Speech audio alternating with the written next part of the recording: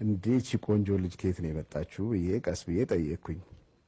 አይ እንደዚህ ሜካፕ ምናምን የምትሰራ ማለት እንዲህ እያልን ተዋወቀን። እዛ እንግዲህ ያው በእግዚአብሔር ፍቃድ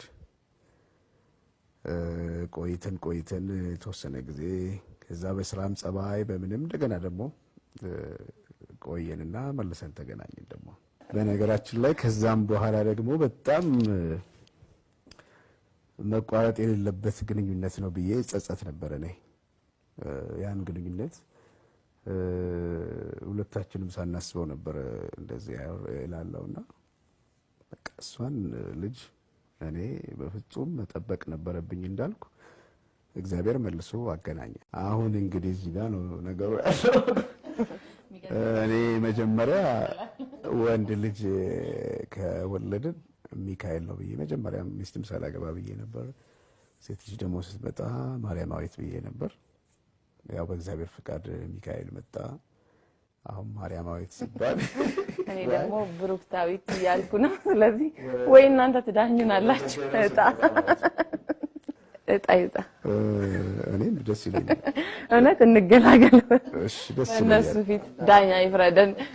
እንደውም እጣው የሚያወጣው ልኩ ይሆንና ጻል ስለሆነ እሱ በደንብ ያወጣው። ለማንኛውም ብዬ ግን ለማንኛውም ክርስትና ስሟ በማርያም ስለሆነ ሳሪተ ማርያም ምህረት ነው ክርስትና የተነሳችው። ስለዚህ ቢክብ ብትሸነፍ ጊዜው አሁን በነጻነት ነው እና የሷንም ደግሞ ስሜት ማክበር አለብኝ። እግዚአብሔር ይወደው ይሆናል። ከዚያ ምክንያታችን እናገራለን ስም ያወጣንበት እኔ ካሸነፈች እጣል ይወጣን። እሺ አንሳው ሰላም አንድ ብሩክታዊ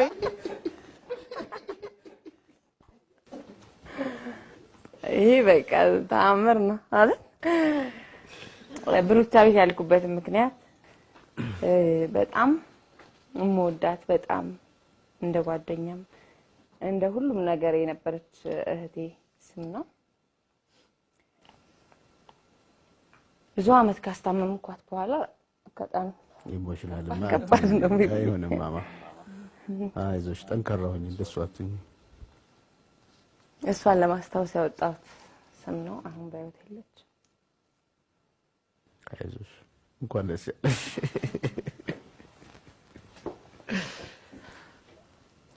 አይዞሽ ማማ ደስ ያለሽ። በነገራችን ላይ እኔና ኤሚም እንድንገናኝ ምክንያት የሆነችን እሷ ነች። ከረጅም ጊዜ የተቋረጠ ግንኙነት በኋላ በሷ ሀዘን ምክንያት ነው እንዳዲስ የተገናኘ ነው እና በጣም ውስጧ ያስሜታልና ያ ደግሞ ሁሌ እንድታስታውሰው ስላልፈለኩ ነው ያን ነገር እንዳይሆን የፈለኩት። ጌታ እግዚአብሔር ፈቅዷል። እንኳን ደስ ያለሽ። እንኳን ደስ ያለሽ። ሱዳን ይቷል። በህይወት የምወደው ጥቅስ ይሄንን ጥቅስ ነው። ሚካኤል ማለትም እንደ እግዚአብሔር ያለ ማንም የለም ማለት ነው ትርጉሙ። ሚካኤል አሁን አማኑኤል ሲባል አማኑኤል ማለት እግዚአብሔር ከኛ ጋር ነው እንደሚባለው፣ ሚካኤል ማለት በግዕዙ መኑ ከመ አምላክ ይባላል። ብዙ ግዕዝ አላውቅም፣ እቺን በደንብ አጥንቼ ነው። እግዚአብሔርን የሚያህል ወይም ደግሞ እንደ እግዚአብሔር ያለ ማንም የለም ማለት ነው። በህይወት የምወደው ጥቅስ ይሄንን ጥቅስ ነውና ያ ሆኗል። እግዚአብሔር ይመስገን። እሱንም በመውለዴ እሷንም በማግባቴ እግዚአብሔርን አመሰግናለሁ ስለሰጠን ጸጋ፣ ስለሰጠን ሁሉም ስለሰጠን በረከት። በዚህ አጋጣሚ እግዚአብሔርን ማመስገን እንፈልጋለን አይደለም? በጣም